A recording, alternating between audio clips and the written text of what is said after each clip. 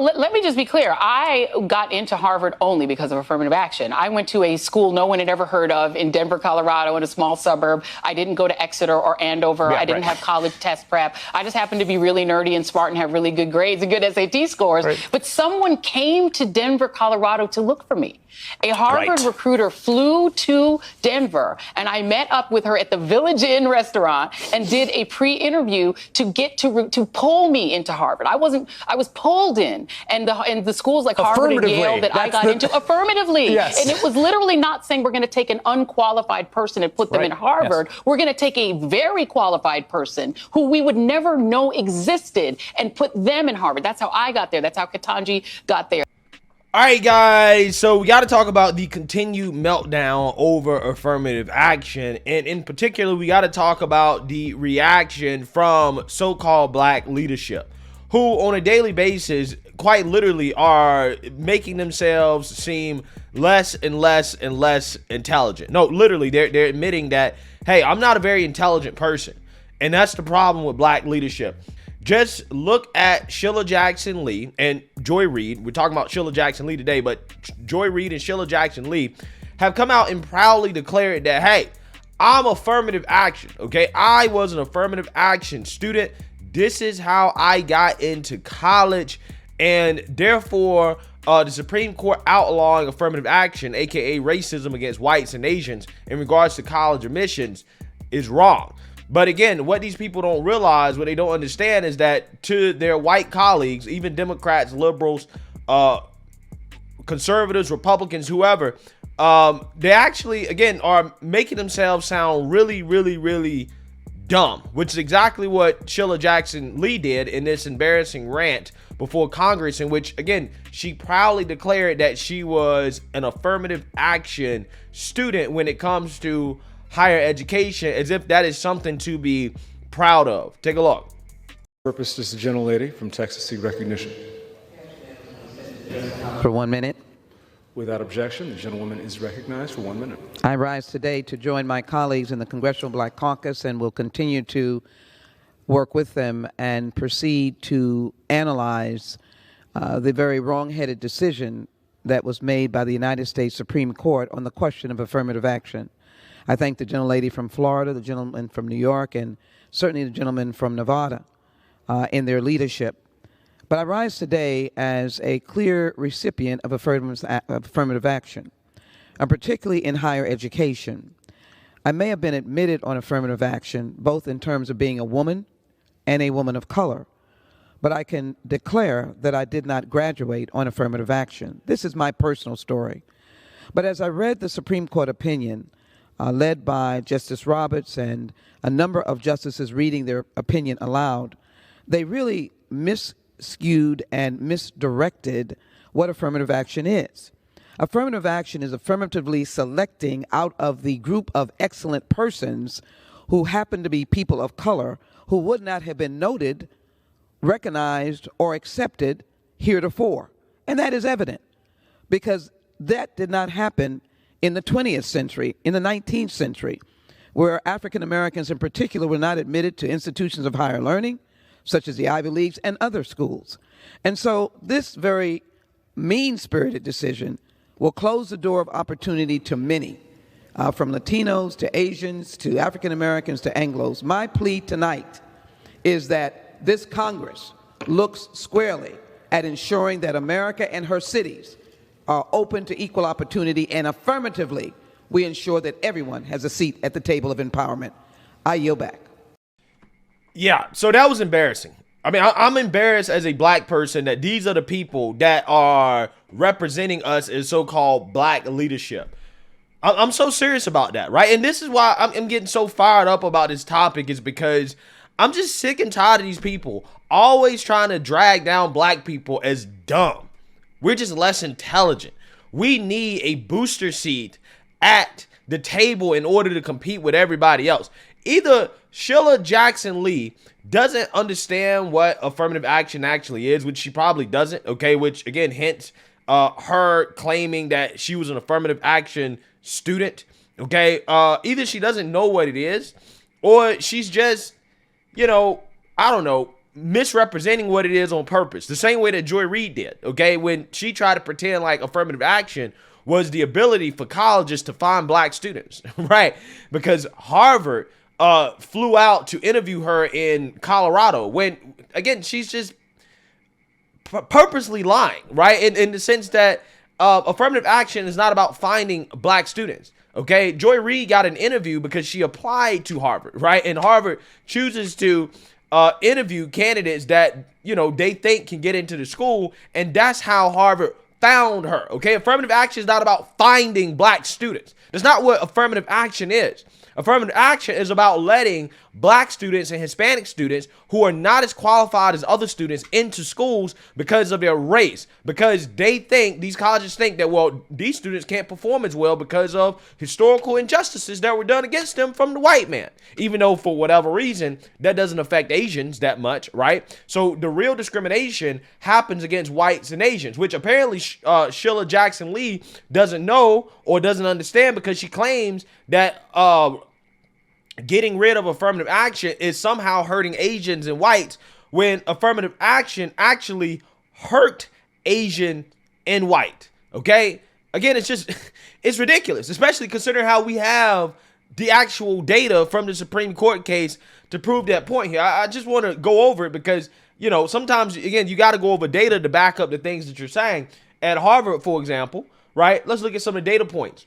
An Asian candidate in the 8th highest academic decile had a 5.1% chance of admittance compared to 7.5% for white, 22.9% for Hispanic, and 44.5% for black applicants per the brief. Now, again, in what world does that make sense? Where you have top black students and Hispanic students that have a much better chance of getting into a university, a so-called elite university, than whites or Asians. Again, this is why when the left comes out here and they talk about so-called systemic racism, when they talk about proportionality and how, you know, black people are disproportionately affected by this and affected by that, and therefore we got to change it because things aren't proportional, right? This is why it's all bullshit, okay? Because if these people were actually really serious about that, they should be saying, no, all these numbers should be equal, okay? If you're in the top academic decile, regardless of your race,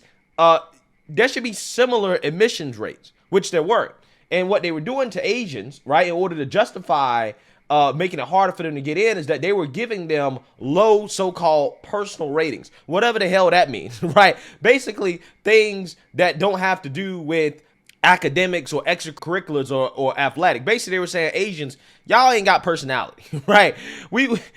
Y'all personality just don't fit what we want, which again is straight bullshit, considering how, again, you're talking about going to an academic institution, okay, a research institution, which is what college used to be for, okay, not a playground for people to get drunk and high all day long and to not learn a damn thing except about social justice and wokeness. Again, they were doing the same thing at UNC Chapel Hill, right? Particularly when it came to out-of-state admissions rates, okay? Let's look at this. An expert testified that test scores and GPAs had wildly different admissions rates by race. This was further buttressed in admissions data for out-of-state candidates. Among out-of-state candidates in the 8th highest academic decile, for instance, Asian applicants had a 15.51% admissions rate compared to 15.87% for whites, 33.63% for Hispanics, and 57.87% for blacks per the brief. Okay, so again, this is what I'm talking about, man. And look at some of the conversations here that allegedly were happening between people in the admissions office when it came to evaluating applicants based off race. Multiple simulations were developed to study UNC's admissions, but an expert was unable to find any race-neutral method of achieving UNC's exact racial makeup, according to the brief, aka impossible without discriminating against whites and Asians, right? Impossible. In tandem with the data cited, the petitioners also dug up online chats from admissions officers in which they occasionally opined on an applicant's race. Perfect 2400 SAT, all 5 on AP, 1B in 11th, an unidentified person wrote. Quote, Brown, a second unidentified person, replied, Heck no, Asian. The original person shot back, of course, still impressive. The second person said, in a different exchange, an unnamed school official frequently instructed someone to move a minority candidate to a scholarship section if their SAT score was above 1,300. Quote, if it's brown and above 13 SAT, put them in for the merit/Excel scholarship. Again, I mean, just overt discrimination, overt racism. Hey, we're going to lower the standards for so-called brown folks, okay? And, we're going to make it higher, the standards higher for Asians. Again, these are the people that's supposed to be fighting against racism, okay? When these people really, what they really want is racial dominance, right? They want racial dominance over whites and Asians. That's what they want. And this is why, again, if you allow these people to get their way, we're going to have a more racist society, right? Because that's what these people want.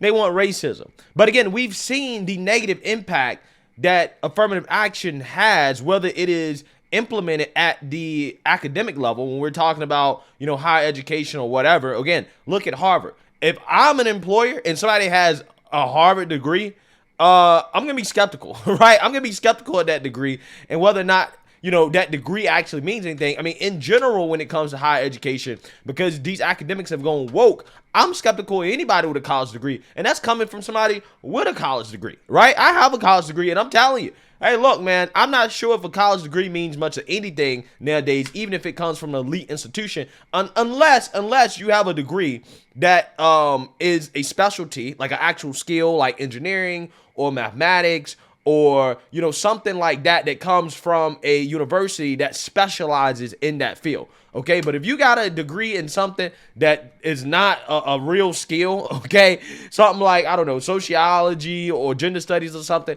I'm questioning whether or not, again, I should be hiring you, right? I'm asking a whole lot of questions, especially if you're a so-called minority, okay? Because, again, you benefited from affirmative action and you got a useless degree, right? That's the worst thing you can have as a minority, to be a minority and to have a useless degree. But, again, whether it comes to academics or it comes to the workforce, look at the Biden administration. The Biden administration is a total disaster, and they're filled with minority affirmative action hires. Like, for example, look at Sam Brinton, okay, the bag bandit, and the dude that eventually, I believe he got fired from the Biden administration.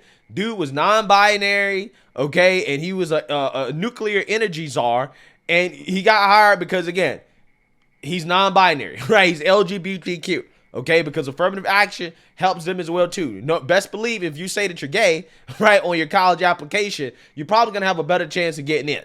Okay, or if you say that you're gay when you apply for a job at the Biden administration, best believe you're going to have a better chance of getting in. Look at the affirmative action press secretary, Karine Jean-Pierre. She's an absolute disaster. Absolute disaster. Worst press secretary in history. Okay, and again, it's embarrassing for black folks, embarrassing for LGBTQ folks, because she was hired simply because she's black and LGBTQ. And again, she was a disaster, which again shows people that, hey, maybe, just maybe, a lot of these people aren't qualified, okay? It is no coincidence that they always have to bring in a straight white male to clean up for Karine Jean-Pierre when she's struggling, right? Look at the Vice President of the United States, Kamala Harris, who clearly is affirmative action. Why? Because they told us that, hey, we're going to hire a vice president. We're picking a vice president based off whether or not they have a vagina and their skin color. Okay, that's what Biden said. I'm picking a black woman. Look how that turned out. Okay, she's a disaster. She was the border czar. Look at the border. It's a disaster. Ketanji Brown Jackson, an affirmative action hire at the Supreme Court level. Okay, Biden said, hey, I'm hiring based off whether or not they have a vagina and their skin color. Again, absolute disaster. I mean, again, we've seen affirmative action be a disaster across the board, whether it be college admissions, whether it be in the workforce, in the Biden administration more in particular. And these people still think it's a good idea, right? When we have affirmative action hires running this country, and look at the results. Look at the results.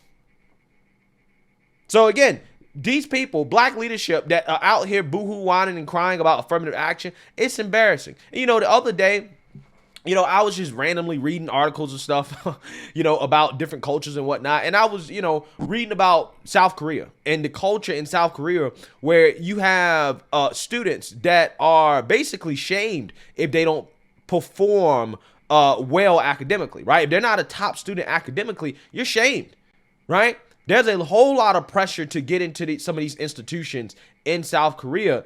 And again, you see that culture be imported here into America by Asians, and that's why they're performing so well. This is why they're able to overcome the so-called systemic racism and still outperform and outcompete everybody else. It's because of culture. They value education. But see, black leadership, they don't want to talk about that. They don't want to address that. Why in the world don't we have the same standard of excellence for black students, for black kids? Why don't we have that? Instead, we have the exact opposite, right? We tell black kids that speak proper English and grammar that, hey, you talk white, right? Or if they dress a certain way, if they don't dress like a thug and a criminal, that they're dressing white, right? That you acting like the white man. Or if you're smart, that, you're a nerd or whatever, okay? Growing up as a black person, okay, whether that be elementary school, middle school, especially elementary, middle school, it didn't help to be smart, right? It didn't help you to be smart if you were black, right? Especially socially, okay? Because again, you face more ridicule for being smart and having good grades than actual praise. And that's the problem. Black people don't reward other black folks that are smart and that excel academically. We don't value it. We don't care. And then we wonder why we're behind everybody else. Why are we losing? It's not because of the white man. It's not because of systemic racism. Asians have proved that, hey, that don't matter. It's culture. And then you got the Democrats, instead of actually trying to solve the problem, provide better schools for these children through school choice. No. They're out here supporting teachers unions, supporting the failing education system, public education system that is failing to educate black students. We got black students that can't read and can't write. We have schools where it's zero. None of the black students can read or write or do math. But again, these people that are complaining about affirmative action, they don't see a problem with the foundational issues that are going on in the black community that keep black students from being able to perform as well as Asians or whites in the first place. The problem at this point in 2023 is not that we need to fix what happened in the past. The problem is that black people need to get their act together when it comes to our culture, aka what we value, and our voting habits, right? You need to start voting for better schools. We need to start rewarding good behaviors. Stop honoring and glorifying the worst among us. Okay, glorify and honor the best among us, regardless of political affiliation, right? Put Dr. Ben Carson, who's a world-renowned neurosurgeon, on the same pedestal that you put some of these rappers on, right? If you start doing that, maybe, just maybe, things will change. You won't need affirmative action. I don't believe that black people, when we perform at our best, I don't believe that we need affirmative action. We don't need it. We don't need it. But again, people like, Sheila Jackson Lee, Joy Reid of the world, other so-called black leadership, they out here, basically telling the world, the white man and everybody else, hey, we're too dumb. We need a booster seat. We can't compete against y'all. And that's not what I'm saying, right? I'm telling you, we can compete. We don't need a booster seat. But it comes down to us and what we value and the things that we vote for. But until we change these things, nothing's going to change, right? Black people are still going to be behind the 8 ball because, again, we just don't have our own culture straightened out in regards to what we value. So, hey, let me know what you guys think. Make sure you like, comment, and subscribe. Most importantly, share a Black conservative perspective. Peace.